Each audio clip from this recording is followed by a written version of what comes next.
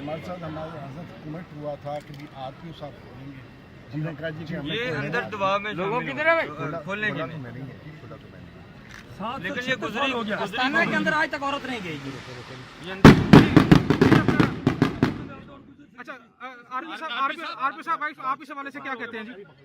बात कर लेते हैं जी, चलिए मीडिया के ऊपर करने वाली फिर ये औरतों के लिए खोल देते हैं, हर औरत आए। खोल देते हैं नहीं, वो ये जाती है गलत है। ये कहते हैं कि 800 साल से औरत ने बिस्तर रोजा नहीं खोला, आज पहली दफा रवायत क्यों तोड़ा गया है? जी आप क्या कहते हैं जी? हम बात कर लेते हैं उनसे, मीडिया के ऊपर करने वाली नहीं, दीवान फैमिली कह रहा है कि हमने पहले इन्फॉर्म किया था लेकिन इसके बावजूद ज्यादती की वो गई। भी नहीं गुजर सकी इससे।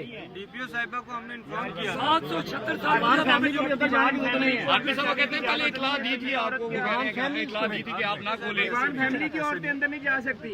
वो जिससे है फिर उससे बात कर लेते हैं ना, चल के डीपीओ साहिबा से आप हम बात कर लेते हैं, हमारे से उन्होंने कमेंट की है। चल के बात